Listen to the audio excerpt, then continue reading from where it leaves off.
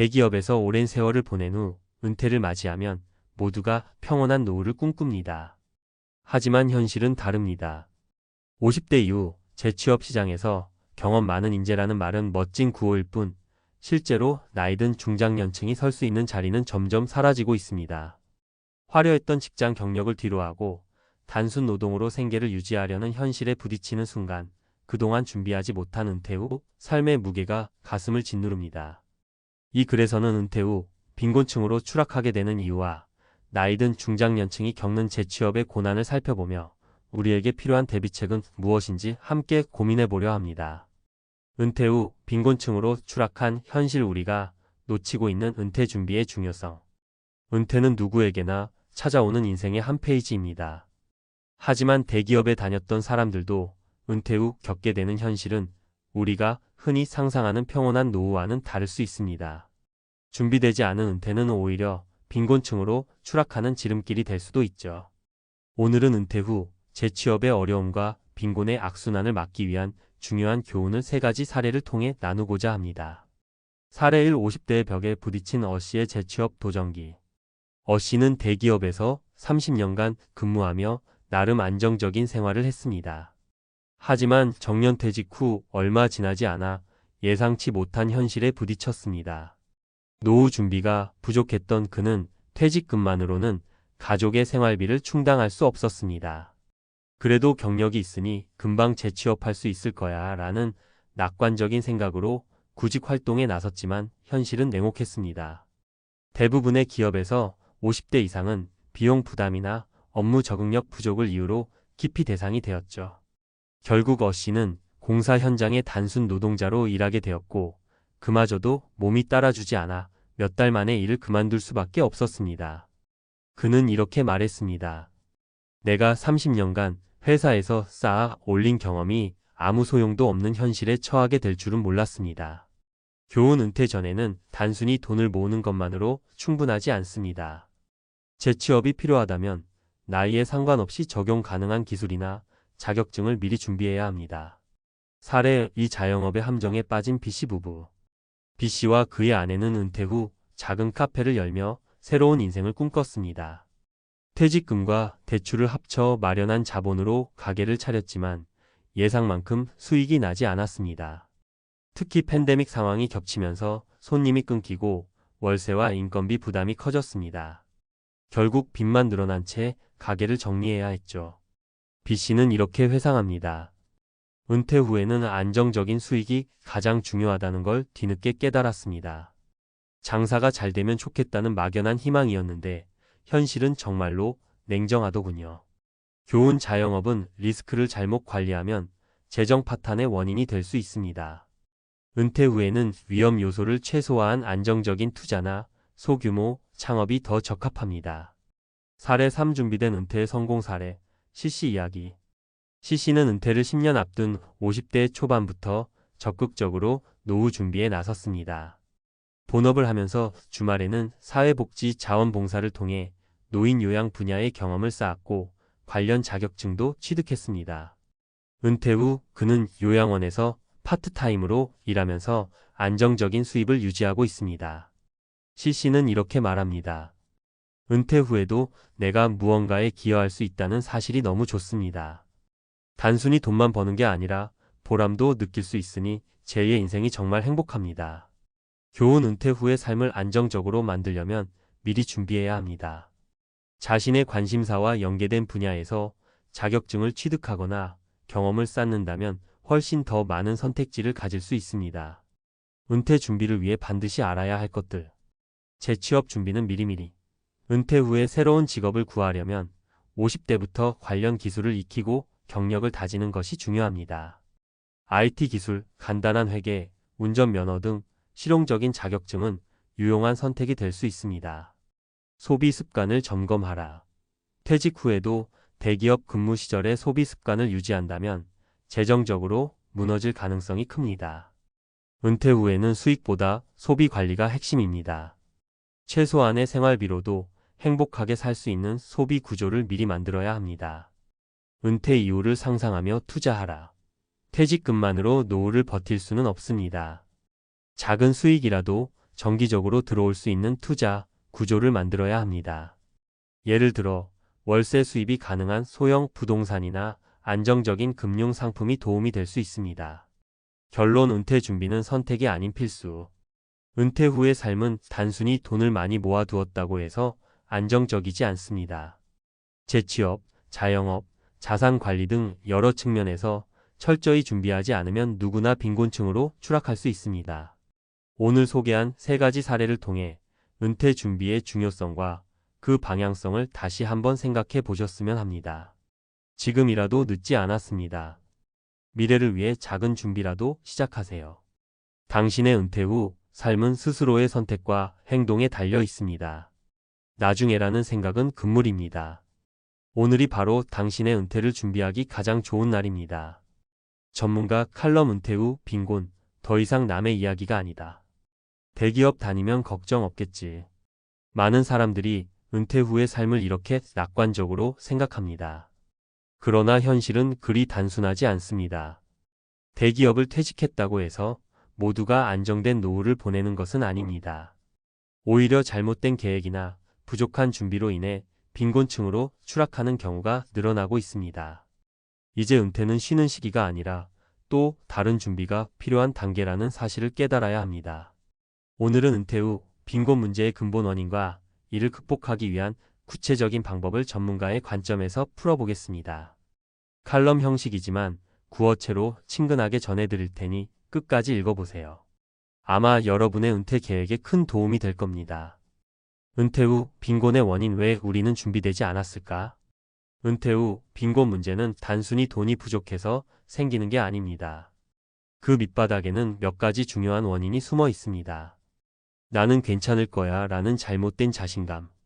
많은 사람들이 나 정도 경력이면 은퇴 후에도 충분히 재취업할 수 있을 거야 라고 생각합니다. 하지만 현실은 다릅니다. 재취업 시장은 나이와 상관없이 경쟁이 치열하고 기업들은 나이가 많은 사람보다는 젊고 저렴한 인력을 선호합니다. 예를 들어 30년 경력을 자랑하는 어시도 은퇴 후 재취업에 실패했습니다.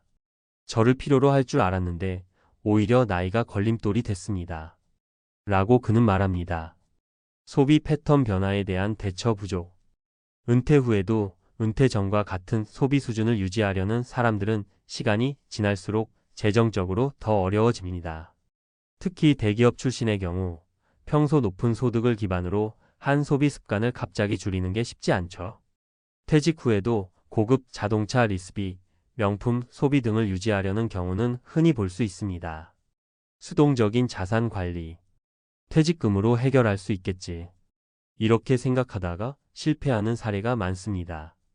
은퇴 후에도 지속적인 수익을 창출할 자산 관리가 없다면 퇴직금은 금방 바닥날 수밖에 없습니다. 특히 위험한 투자에 한번 잘못 발을 들였다가는 상황이 더 악화될 수도 있습니다. 은퇴 후 빈곤을 막기 위한 3가지 해법. 그렇다면 은퇴 후 빈곤의 악순환에서 벗어나려면 어떻게 해야 할까요? 아래 3가지 해법을 통해 구체적인 방법을 찾아봅시다. 지속 가능한 수익 모델 구축하기.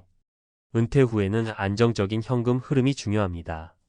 재취업이 어렵다면 자격증을 활용한 프리랜서 활동이나 소규모 부동산 임대 수익 같은 지속 가능한 모델을 만들어야 합니다. 예를 들어 50대 후반에 자격증을 취득한 B씨는 퇴직 후 요양보호사로 일하며 매달 안정적인 수익을 얻고 있습니다. 그는 말합니다. 나이가 많아도 내가 가진 기술이 있으니 새로운 일을 시작할 수 있었어요. 퇴직 전에 준비해야 할 자격증으로는 사회복지사, 간호조무사, 운전면허 특수차량, IT 관련 자격증 등이 있습니다. 이러한 기술은 은퇴 후 재취업이나 프리랜서로 활동하는 데 큰 도움이 될 수 있습니다. 소비 패턴의 변화를 수용하라. 은퇴 후의 소비는 줄인다는 개념보다는 재구성이 필요합니다. 대규모 지출을 피하고 필요한 곳에만 소비를 집중해야 하죠. 예를 들어 C씨는 은퇴 후 도심의 넓은 아파트를 정리하고 공기 좋은 교외로 이사했습니다. 덕분에 생활비를 대폭 줄이면서도 질 좋은 삶을 유지할 수 있었죠. 소비를 줄이는 게 아니라 소비를 바꾼다고 생각하면 마음도 편해집니다. 은퇴 후의 삶을 재설계하라. 은퇴는 끝이 아니라 새로운 시작입니다. 하지만 새로운 시작을 준비하지 않는다면 우리는 빈곤에 빠질 위험이 커집니다. 취미를 활용한 수익 창출도 좋은 방법이 될 수 있습니다. 예를 들어 요리와 사진을 좋아하던 D씨는 은퇴 후 유튜브 채널을 시작해 소소한 수익을 올리고 있습니다. 재미로 시작했는데 의외로 큰 보람을 느끼고 있어요. 구체적인 실행 계획. 지금 당장 무엇을 해야 할까? 은퇴 후에도 할 수 있는 일을 찾아라. 퇴직 전에 자신의 강점과 관심사를 분석해 보세요. 그리고 그와 관련된 기술이나 자격증을 취득하세요. 예를 들어 손재주가 좋다면 목공이나 수공예를 배워보는 것도 좋습니다. 이러한 기술은 소규모 창업이나 온라인 판매로 이어질 수 있습니다. 가족과의 소통을 강화하라. 은퇴 후 재정 문제는 가족 갈등의 큰 원인이 될 수 있습니다. 가족과 함께 현실적인 예산을 짜고 지출 계획을 세우는 것이 중요합니다. 특히 배우자와의 의견 차이는 미리 조율해야 합니다. 단기와 장기 목표를 구분하라. 은퇴 후 바로 필요한 단기 자금을 준비하는 동시에 장기적으로 안정적인 노후 생활을 위해 투자와 저축을 병행해야 합니다. 월세 수익이 가능한 소형 부동산, 안정적인 금융 상품 등을 적극적으로 검토하세요. 결론. 은퇴 후의 삶, 준비한 만큼 달라진다. 은퇴 후 빈곤 문제는 누구에게나 닥칠 수 있는 현실입니다. 하지만 지금부터 차근차근 준비한다면 이런 위험에서 벗어날 수 있습니다. 중요한 건 나이가 들어서도 스스로의 가치를 증명할 수 있는 능력을 키우는 것입니다. 더 이상 막연히 괜찮겠지라는 생각에 머물지 말고 오늘부터 실질적인 계획을 세워보세요. 은퇴는 끝이 아니라 더 풍요로운 인생을 시작할 기회일 수 있습니다. 준비한 만큼 은퇴 후의 삶도 달라집니다.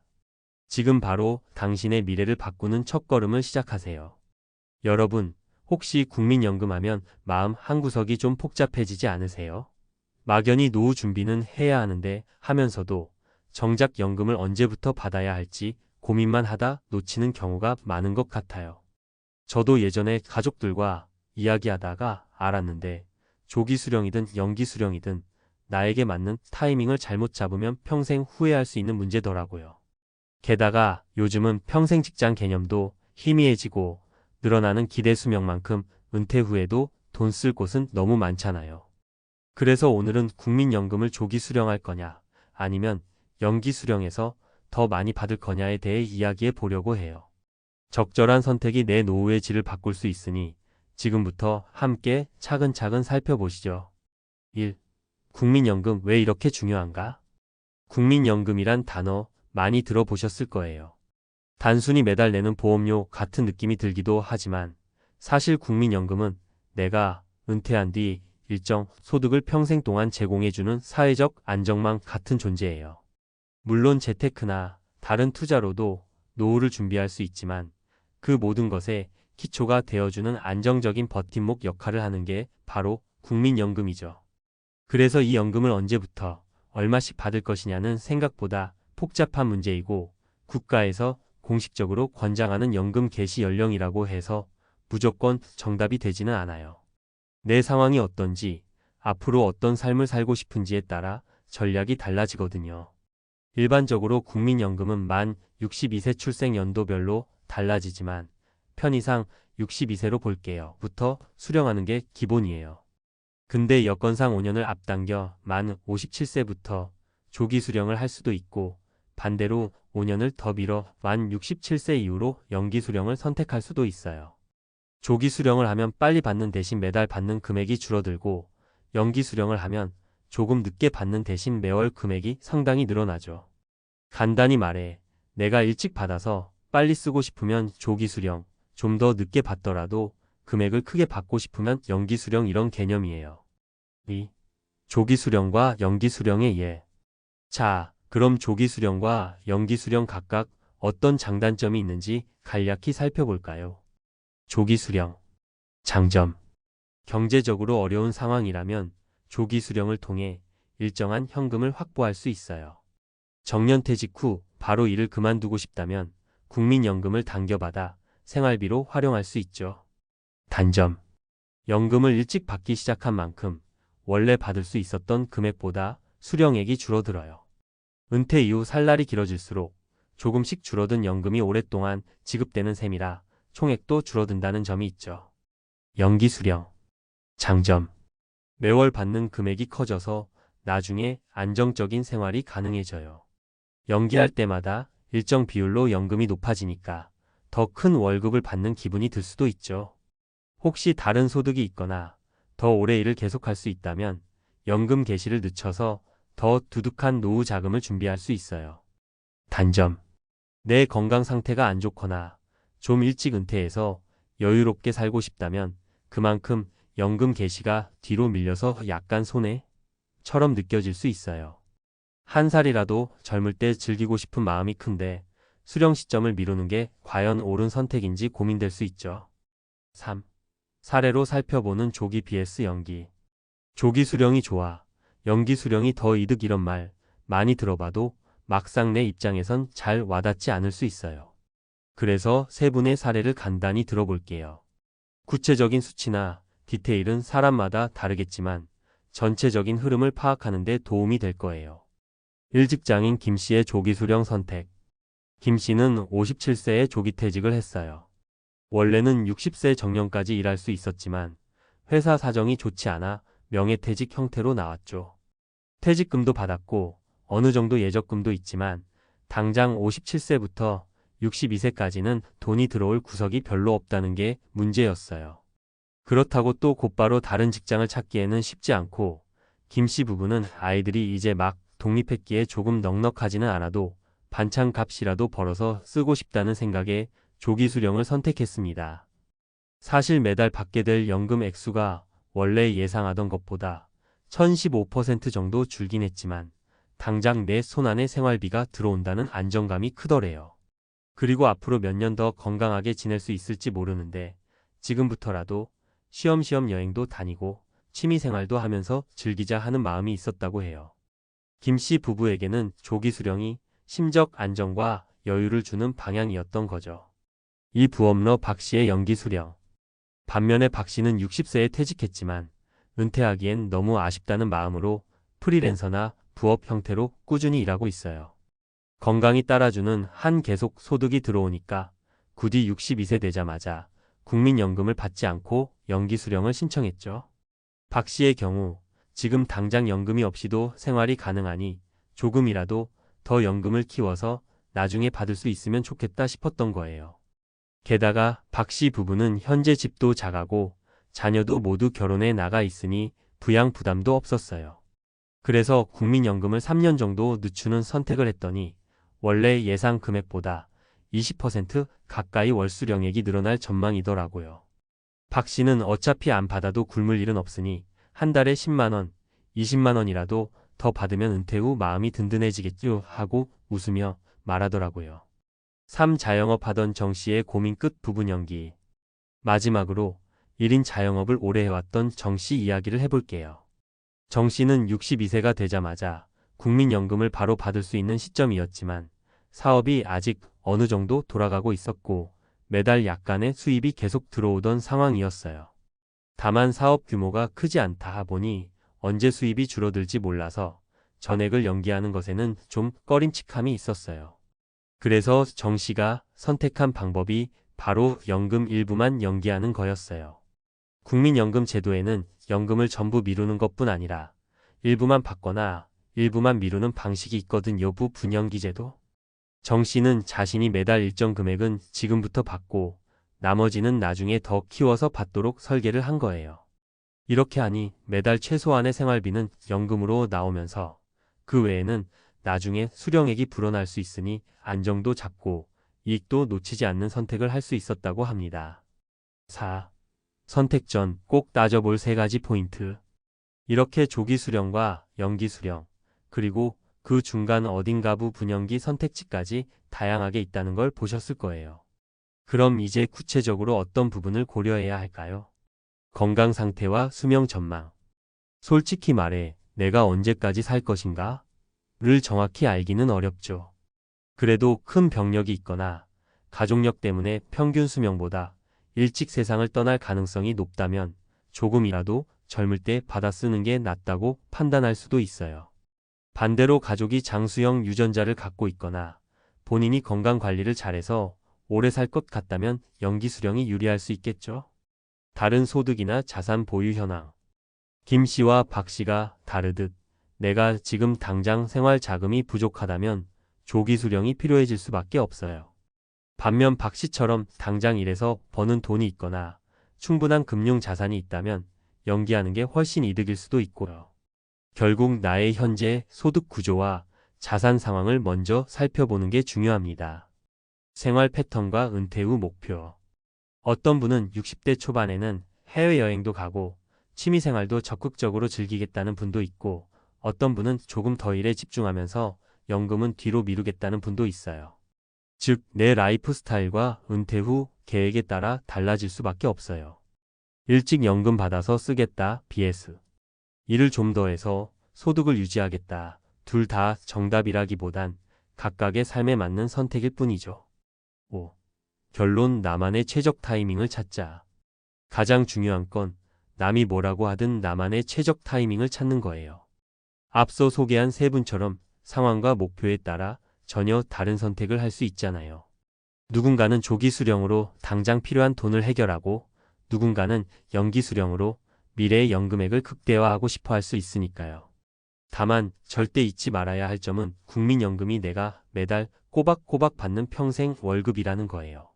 주식이나 부동산 등 투자, 자산은 상황에 따라 가치가 출렁이고 내 손에 현금 흐름이 딱 끊길 수도 있지만 국민연금만큼은 죽을 때까지 지급됩니다. 그래서 이걸 언제, 어떻게 받을지를 결정하는 건 숫자만 보지 말고 삶의 질과 가족의 환경 같은 요인까지 폭넓게 고려해야 해요. 만약 아직 구체적으로 계획 세운 게 없다면 국민연금공단 홈페이지나 상담 창구를 통해 내 예상 연금액부터 정확히 확인해 보시는 걸 권장해요. 그리고 조기 수령, 연기 수령으로 받으면 얼마가 달라지는지 비교해 봐야죠. 또 본인의 건강 상태나 앞으로의 일 계획 혹은 가족들의 상황까지 고려해서 신중하게 선택하셨으면 해요. 실제로 연금을 받고 난 뒤엔 12년 안에 아차, 내가 너무 빨리 결정했나? 하고 후회하는 분들도 있거든요. 하지만 또 너무 겁먹을 필요는 없어요. 국민연금 제도 역시 조금씩 개정되고 있어서 연금액 조정이나 부분 연기 같은 다양한 옵션이 생겨나고 있잖아요. 중요한 건 내 인생에서 어떤 방향으로 가치와 행복을 실현하고 싶은지 그걸 먼저 떠올린 뒤에 국민연금을 선택하면 된다는 거예요. 마무리하며 국민연금 지금 결정하지 않으면 평생 후회합니다. 라는 말이 괜히 나오는 게 아니라는 걸 느끼셨을 거예요. 아무런 정보 없이 감으로만 일단 받을까 말까 고민하는 것보다 나에게 맞는 조기 수령 혹은 연기 수령의 장단점을 정확히 파악해야 해요. 김 씨처럼 당장 수입이 줄어 고민인 분이라면 조기 수령이라는 안전장치를 고려해 보는 게 맞을 수 있어요. 박 씨처럼 부업이라도 계속하며 소득이 있다면 연기 수령으로 금액을 불려보는 것도 좋고요. 정 씨처럼 자영업이나 파트타임이 있어서 부분 연기 제도를 활용해 절충안을 찾는 방법도 있어요. 결국 이 모든 결정은 나의 은퇴 설계도를 어떻게 그리느냐에 달려 있습니다. 여러분도 앞으로의 인생을 길게 바라보고 자신만의 라이프 스타일에 맞는 국민연금 수령 전략을 세워보세요. 설마 하다 미루다 보면 어느새 실제로 연금을 받아야 할 시점이 훌쩍 다가와 있을 수 있거든요. 그때 가서 황급히 결정하느라 후회하지 말고 지금 조금의 시간과 노력을 투자해 현명한 선택을 하시길 바랄게요. 노후 준비 절대 남의 일이 아니잖아요. 나도 언젠가는 60대, 70대 그 이상이 되니까요. 그러니 오늘 이야기가 조금이나마 도움이 되었으면 좋겠습니다. 여러분만의 멋진 은퇴 생활, 그리고 풍요롭고 여유로운 노후를 진심으로 응원합니다. 은퇴, 누구에게나 설레는 단어죠. 평생 일하고 달려온 끝에 맞이하는 휴식과 자유의 시간. 특히 60대에 접어들면 이제 좀 편안하게 살아야지 하는 생각이 자연스럽게 듭니다. 그런데 여기 62세의 한 교수님 이야기를 들어보면 마음 한켠이 무거워집니다. 7억이라는 적지 않은 목돈을 갖고 은퇴했지만 매년 4천만 원씩 지출하는 상황에 빠져버린 현실. 교수면 잘 살 줄 알았는데라는 주변의 기대와 달리 이분의 은퇴 생활은 녹록지 않았습니다. 왜 그럴까요? 왜 준비된 은퇴라고 믿었던 7억이 오히려 참사가 되었을까요? 이 글은 바로 그런 은퇴의 민낯을 조명하고자 합니다. 많은 분들이 내가 준비한 돈이면 괜찮을 거야, 교수나 전문직이면 안정적일 거야 하고 안일하게 생각할 수 있지만 실제 현실은 달라요. 지금부터 현실적인 은퇴 준비의 문제점과 해결책, 그리고 현장에서 만난 세 분의 사례를 통해 은퇴 준비가 왜 중요한지, 그리고 어떻게 해야 하는지 차근차근 이야기해 볼게요. 먼저 은퇴 준비를 하면서 가장 많이들 오해하는 점부터 짚고 넘어가야 합니다. 돈만 있으면 된다고 생각하는 거죠. 사실 돈도 중요하지만 그것만으로는 부족해요. 은퇴 후의 지출 구조, 건강 문제, 예상치 못한 사건 사고, 심리적인 준비까지 고려해야 하죠. 그래서 7억이 있어도 얼마 가지 못하는 사례가 허다한 거고요. 현실 사례 1. 매년 4천만 원이 빠져나가는 62세 교수님. 이분은 대학 교수로 평생 일하며 7억 원 정도를 은퇴 자금으로 모았습니다. 부동산 한 채, 적금과 투자까지 다양하게 나눠서요. 이제 편안하게 지낼 수 있겠다 생각했죠. 그런데 은퇴 후 지출이 상상을 초월했습니다. 자녀 결혼 지원, 부모님 건강 문제, 각종 병원비와 보험료, 그리고 생활비까지 합치면 매년 4천만 원 이상 빠져나갔습니다. 이 돈은 계속 줄어들었고 투자 수익도 기대만큼 나오지 않았죠. 결과적으로 돈은 빠르게 줄어들었고 생활은 점점 빡빡해졌습니다. 여기서 가장 큰 문제는 지출에 대한 구체적인 계획과 통제가 부족했다는 점이에요. 은퇴 후 상황이 달라졌는데도 전과 같은 방식으로 돈을 쓰려다 보니 문제는 꼬였죠. 현실 사례 2. 전문직 퇴직자, 은퇴 후 무기력과 지출 폭증. 두 번째 사례는 58세에 은퇴한 의사분입니다. 의사라면 분명히 경제적으로 여유가 있을 거라 생각하기 쉽지만 이분도 역시 준비가 부족했습니다. 은퇴 초기엔 오히려 쓸데없는 지출이 늘었어요. 오랫동안 일만 했던 습관 때문에 이제 뭔가 해야 한다는 강박감에 여행, 취미, 사회활동에 과도하게 투자했습니다. 예상보다 지출이 늘어나자 결국 생활비 관리에 어려움을 겪었고 재투자도 제대로 하지 못해 자산이 줄어드는 악순환이 발생했죠. 여기서 배울 점은 은퇴 후 생활 패턴과 마음가짐도 은퇴 준비의 일부라는 사실입니다. 돈만 준비하는 게 아니라 어떻게 살아갈지도 함께 설계해야 한다는 거죠. 현실 사례 3. 은퇴 후 갑작스러운 건강 문제와 돌발 비용. 마지막 사례는 63세의 회사원 출신 은퇴자분입니다. 평생 성실히 일하며 5억 원 가까운 자금을 마련했지만 은퇴 후 1년 만에 건강이 급격히 나빠지면서 큰 병원비가 발생했습니다. 국민건강보험과 별도로 치료비, 재활비용, 약값 등 부담이 컸죠. 결국 예정에 없던 지출로 인해 자산 대부분이 빠르게 감소했고 생활비도 줄이느라 많이 힘들어졌습니다. 이 사례는 예상치 못한 위험 대비가 은퇴 준비에서 얼마나 중요한지 알려줍니다. 누구나 건강 문제를 겪을 수 있기에 보험 가입과 비상자금 마련은 필수입니다. 전문가, 인사이트 은퇴 준비의 핵심 3가지. 위 사례들을 통해 한 가지 확실히 알 수 있어요. 은퇴 준비는 단순히 돈만 모으는 게 아닙니다. 3가지를 꼭 챙겨야 해요. 첫째, 현실적인 지출 계획을 세워야 합니다. 은퇴 후에는 어떤 지출이 나올지 꼼꼼히 따져보고 예상치 못한 지출도 반드시 포함해야 해요. 특히 자녀 결혼, 부모님 건강, 생활비 등 꼭 필요한 항목들을 미리 계획하는 게 중요하죠. 둘째, 은퇴 후 생활 설계입니다. 돈을 어디에 쓸지뿐만 아니라 어떤 삶을 살지, 어떤 활동을 할지 구체적으로 고민해야 해요. 그래야 불필요한 소비를 줄이고 마음의 평화도 얻을 수 있죠. 셋째, 위험 대비책 마련입니다. 건강보험뿐 아니라 비상금 마련, 투자, 분산 등 돌발 상황에 대비한 계획이 반드시 필요합니다. 왜 7억 원이 불안한가? 많은 분이 7억 정도면 편안한 은퇴가 가능하다고 생각하는데 위 사례처럼 현실은 달라요. 노후에 들어가는 비용은 생각보다 훨씬 많고 특히 건강과 가족 관련 지출이 큰 부담으로 다가옵니다. 또 투자 수익도 기대만큼 나오지 않는 경우가 많아 자산은 점차 줄어들 수밖에 없죠.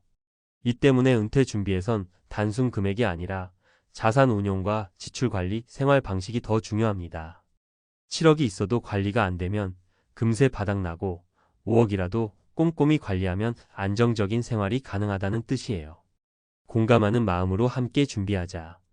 누구나 은퇴 후에 불안감을 느끼고 나만 이런 고민을 하는 게 아닐까 걱정하죠. 하지만 위 사례처럼 은퇴 준비가 부족한 분들은 생각보다 많습니다. 중요한 건 늦었다고 생각하지 말고 지금부터라도 준비하는 자세입니다. 은퇴는 결코 끝이 아니라 새로운 시작이고 조금만 관심과 노력을 기울이면 충분히 편안한 은퇴가 가능합니다. 마무리하며 62세 교수님의 이야기는 우리 모두가 가질 수 있는 이야기입니다. 겉으로는 준비된 삶 같아 보여도 내면에선 왜 이렇게 돈이 계속 나가지? 라는 고민에 시달리는 현실 말이죠. 오늘 이 글을 읽는 당신도 나만 그런가? 하는 불안감을 느낄 수 있지만 이제 그 고민을 함께 나누고 현실적인 준비를 시작하는 게 가장 큰 출발점입니다. 은퇴 준비, 어렵고 복잡해 보여도 천천히 하나씩 해나가면 됩니다. 필요하면 전문가 상담을 받고 가족과도 솔직한 대화를 나누세요. 그리고 나에게 맞는 계획을 세우면서 편안한 은퇴의 길을 차근차근 걸어가시길 바랍니다. 앞서 62세 교수의 7억 은퇴 참사 사례로 은퇴 준비의 현실과 중요성을 공감했다면 이번에는 전문가 시각에서 구체적이고 실용적인 내용을 다뤄볼게요. 은퇴 준비를 현실적으로 어떻게 접근해야 하는지, 실제로 도움이 되는 팁과 주의사항, 구체적인 사례까지 친근한 말투로 차근차근 풀어보겠습니다. 1. 은퇴 자산 7억의 실제 가치는 얼마일까? 먼저 7억이라는 숫자가 주는 안도감에만 의존하지 말아야 해요. 은퇴 자산 7억 원이 있다면 매년 얼마를 쓸 수 있을까요? 전문가들은 4% 룰을 자주 언급합니다. 쉽게 말해 은퇴 자산의 4% 정도를 매년 생활비로 쓸 경우 자산을 너무 빨리 소진하지 않고 대략 25년 이상 버틸 수 있다는 개념이에요. 7억 원의 4%면 약 2,800만 원입니다. 그런데 앞서 62세 교수님 사례에서 매년 4천만 원이 지출됐으니 4%룰 기준보다 훨씬 많은 돈을 쓰고 있다는 뜻이죠. 결국 자산은 빠르게 줄어들 수밖에 없어요. 이렇듯 단순히 자산 총액만 보는 게 아니라 연간 지출 규모를 반드시 맞춰봐야 합니다. 2. 구체적인 지출 계획, 숨은 지출까지 꼼꼼히 살펴라. 은퇴 후 가장 큰 실수 중 하나가 실제 필요한 생활비를 과소평가하는 겁니다. 예를 들어 식비, 공과금, 교통비 등 기본적인 생활비 외에도 의료비, 자녀 결혼 자금 지원, 부모님 간병 비용 등 예상치 못한 지출이 은퇴 생활에 큰 부담을 줍니다. 한 전문가는 은퇴자 70% 이상이 예상치 못한 의료비 때문에 자산을 급격히 소진한다고 말합니다. 그래서 은퇴 전 과거 5년간 자신의 가족과 본인의 지출 내역을 꼼꼼히 분석해보는 걸 추천해요. 특히 큰 지출이 있었던 항목을 목록으로 만들어 대비하는 게 중요합니다. 예를 들어 60대 후반 부부가 1년에 평균 3천만 원을 지출한다고 가정하면 의료비가 그중 30% 이상을 차지할 수 있거든요. 만약 그 비율이 10%라고 생각했다면 앞으로 큰 문제가 생길 수 있죠.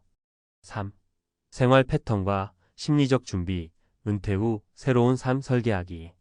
돈을 아끼는 것도 중요하지만 은퇴 후 삶의 질을 높이는 것도 빼놓을 수 없어요. 은퇴 초기에는 뭐라도 해야 한다는 부담 때문에 과도한 지출이 나올 수 있는데 이게 가장 위험합니다. 예를 들어 은퇴 후 한 달에 12회 해외여행을 계획했다면 1회 여행 경비가 300만 원이라면 한 해 60만 700만 원 지출로 생활비 예산을 크게 넘길 수 있어요. 그래서 자신의 관심사, 여가 생활, 사회활동 등을 미리 계획하고 비용을 현실적으로 산정해 보는 게 필요합니다. 또 심리적인 준비도 무시하면 안 돼요. 은퇴 후 무료함이나 소속감 상실이 우울증이나 무기력으로 이어져 불필요한 소비를 초래할 수 있으니까요. 그래서 취미나 봉사활동 등 소셜 네트워크를 미리 만들어 놓는 것도 좋은 방법입니다.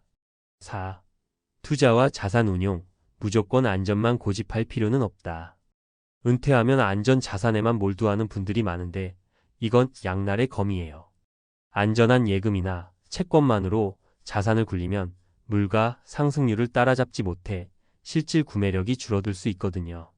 예를 들어 연평균 물가 상승률이 2%인데 은행 이자가 1%라면 사실상 자산 가치가 매년 줄어드는 거죠. 그래서 투자 포트폴리오를 다양화하는 게 필요합니다. 안전 자산의 예금, 국공채과 함께 적당한 위험을 감수할 수 있는 주식이나 리츠 REITs, 배당주 등의 일정 비율을 투자해 인플레이션 해지를 하는 게 전문가들이 권하는 방법입니다. 다만 투자 성향과 나이에 맞춰 포트폴리오를 조절해야 하니 은퇴 후라면 전문가 상담을 받거나 투자 교육을 받는 것이 꼭 필요해요. 5. 보험과 비상자금 꼭 챙겨야 할 은퇴 안전망. 건강 문제는 은퇴자들이 가장 걱정하는 부분 중 하나인데 국민건강보험 외에도 추가 보험을 준비하는 게 안전합니다. 특히 실손의료비 보험, 중대질환보험 등이 대표적이고 추가로 요양보험을 고려하는 분들도 많아요. 그리고 비상자금은 최소 6개월에서 1년치 생활비 정도는 현금성 자산으로 확보해 두는 게 좋습니다. 갑작스러운 지출이나 경제위기 때 대응할 수 있는 버퍼 역할을 해주기 때문입니다. 6. 현실적이고 실용적인 팁. 지출 가계부 쓰기. 은퇴 후 매달 쓰는 돈을 꼼꼼히 적어보세요. 막연한 지출 예상이 아니라 정확한 데이터를 기반으로 해야 합니다. 가족과 은퇴 계획 공유하기. 자녀나 배우자와 솔직히 이야기해서 예상 지출과 지원 여부를 협의하는 게 오해를 줄입니다. 생활비 자동 이체 통제 시스템 활용. 일정 금액만 자동으로 인출하게 설정해 과도한 지출을 막으세요. 은퇴 후 투자 수익 체크. 주기적 확인. 정기적으로 투자 포트폴리오 성과를 점검하고 필요하면 재조정합니다. 사회적 활동이나 취미 개발 돈 쓰는 것 외에 보람과 즐거움을 찾으면 과소비를 줄일 수 있습니다. 7. 주의사항. 7억이면 충분하다는 착각. 경계에 앞서 말한 것처럼 단순 자산 숫자에 안주하지 말고 자신의 실제 생활비와 위험 상황을 반드시 고려하세요. 무계획한 소비주의 은퇴 초기의 보상, 소비에 빠지기 쉽습니다. 특히 여행, 레저, 외식 등의 과도한 지출은 장기적으로 부담됩니다.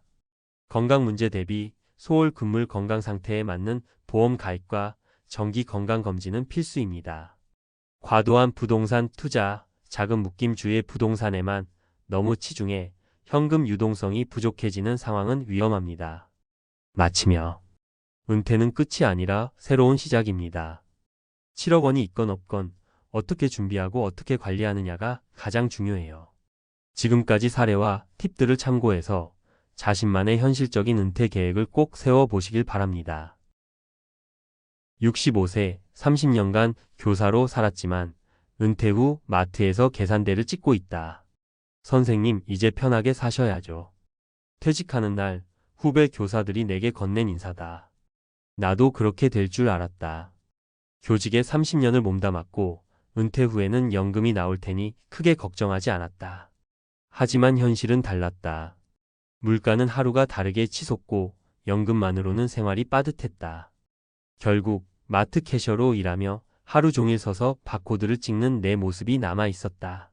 이런 이야기를 하면 많은 사람들이 놀란다. 교사면 연금도 나오는데 왜? 하지만 은퇴 후의 삶은 단순하지 않다.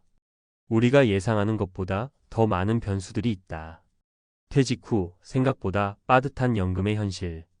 은퇴 전엔 다들 연금만 있으면 되지 라고 말하지만 실제로 연금을 받아보면 이야기와 다르다. 생활비뿐만 아니라 병원비, 경조사비, 갑작스러운 지출까지 감당하려면 연금만으로는 부족한 경우가 많다. 결국 은퇴 후에도 일을 해야 하는 사람들이 늘어나고 있다. 오늘은 은퇴 후 경제적으로 힘들어지는 이유와 이를 대비하는 방법을 이야기해 보려고 한다. 특히 내가 마주한 현실뿐만 아니라 다른 사람들의 사례도 함께 살펴보자. 사례 1. 연금이면 충분할 줄 알았다.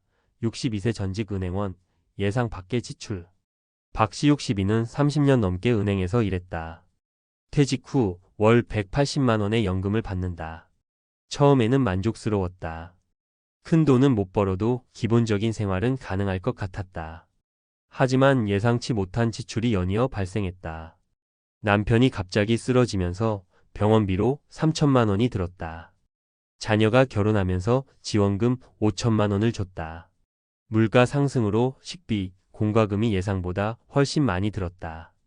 이렇게 몇 년이 지나자 박 씨는 저축한 돈이 바닥나기 시작했다. 결국 그는 편의점에서 아르바이트를 시작했다. 서글펐다. 수십 년 동안 안정된 직장에서 일했는데 퇴직 후 이렇게까지 해야 하나 싶었다. 하지만 한 달에 8만 100만 원이라도 벌어야만 생활이 가능했다. 교훈 은퇴 후의 지출은 우리가 예상하는 것보다 많다. 특히 의료비나 가족 지원금 같은 변수는 미리 대비하지 않으면 큰 부담이 될 수 있다. 사례 이 집 한 채 있으면 된다. 65세 전업주부의 착각. 김씨 65는 평생 전업주부로 살았다. 남편이 회사에서 퇴직하며 퇴직금을 받아 집을 샀고 이제 연금도 나오니 우리는 괜찮다고 생각했다. 하지만 남편이 돌아가시면서 상황이 급변했다. 남편 연금의 절반만 받을 수 있었다. 주택 유지비 관리비, 보수비가 매년 증가했다. 혼자 살면서 외로움을 견디기 힘들었다. 결국 김 씨는 생활비를 마련하기 위해 마트에서 캐셔로 일하기 시작했다. 몸은 힘들지만 최소한 식비와 공과금 정도는 벌 수 있어 다행이라고 말한다. 하지만 은퇴 전 집만 있으면 된다는 착각이 얼마나 위험한지 뼈저리게 깨달았다.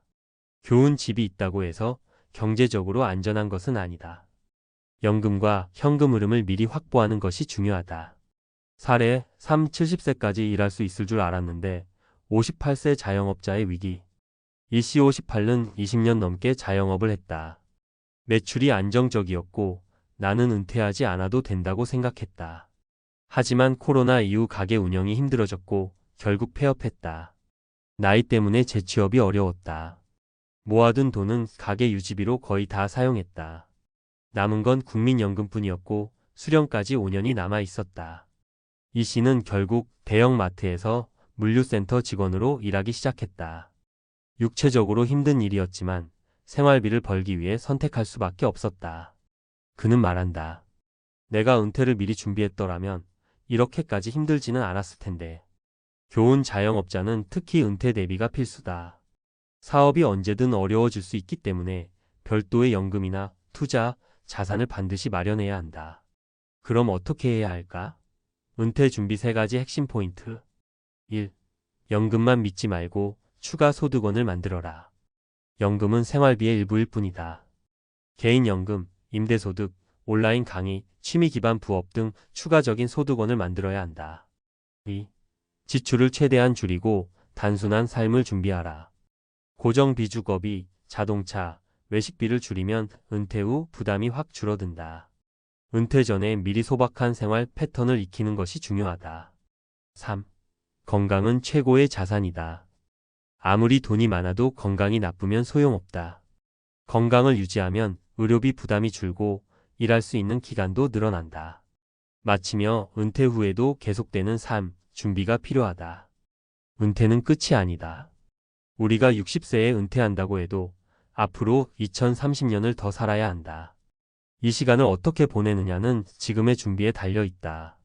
나는 괜찮겠지. 연금이면 충분하겠지. 집이 있으면 걱정 없겠지. 이런 착각이 결국 은퇴 후 우리를 힘들게 만든다.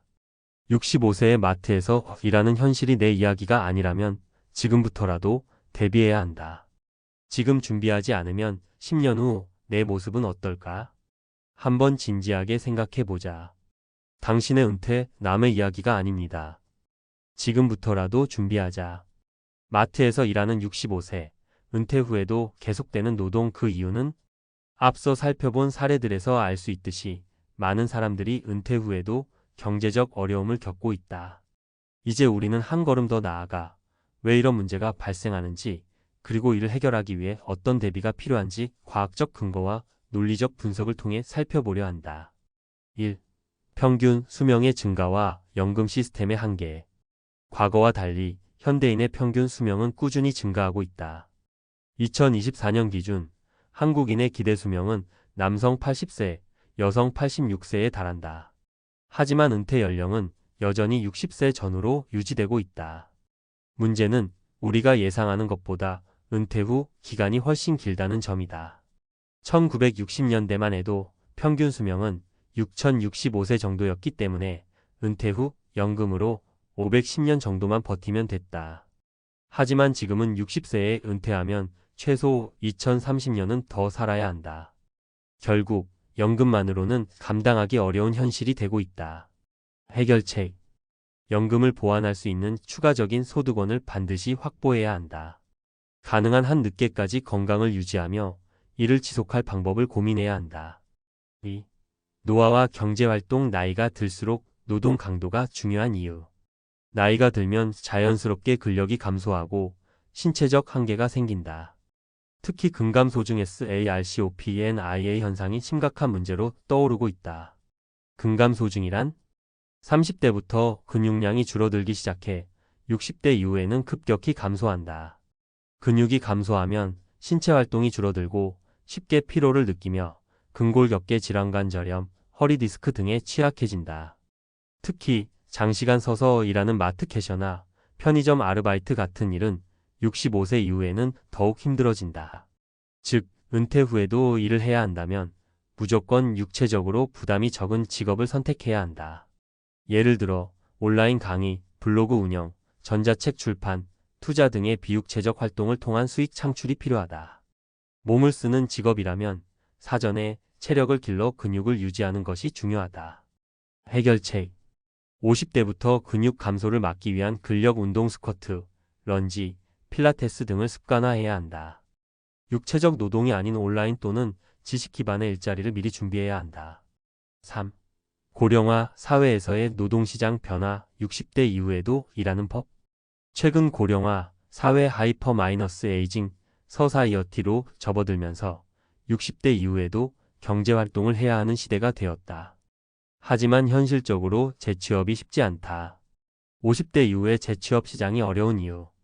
기업들은 나이가 많을수록 급여를 높게 요구할 것이라고 생각한다. 디지털 기술이 발전하면서 젊은 세대와의 경쟁이 심화되고 있다. 60대가 되면 일할 수 있는 직업이 제한적이다. 그렇다면 어떤 직업이 현실적인 대안이 될 수 있을까? 비대면 온라인 직업, 유튜브, 블로그, 전자책 출판, SNS 강의, 프리랜서 및 1인 사업 컨설팅, 코칭, 전문 지식 기반 강의, 공공 및 서비스직, 도서관 사서, 상담직, 중장년 대상 교육 서비스. 해결책. 은퇴 전에 새로운 기술을 익히고 디지털 역량을 강화해야 한다. 기업에 의존하지 않고 스스로 경제활동을 할 수 있는 준비가 필요하다. 결론. 노후에 마트에서 일하지 않으려면 지금 해야 할 3가지. 1. 연금만 믿지 말고 추가적인 수익원을 확보하라. 연금이 부족한 현실을 직시하고 미리 부업이나 투자 등으로 소득원을 다변화해야 한다. 2. 건강을 지키고 근력을 유지하라. 노후에도 일하려면 건강이 필수다. 50대부터 근력 운동과 건강 관리를 철저히 해야 한다. 3. 새로운 직업을 준비하라. 기존 직장에서 은퇴하더라도 새로운 경제활동을 할 수 있도록 미리 기술을 익히고 디지털 역량을 키워야 한다. 당신의 은퇴, 지금 준비하지 않으면 나중엔 늦다. 오늘부터라도 구체적인 계획을 세워보자.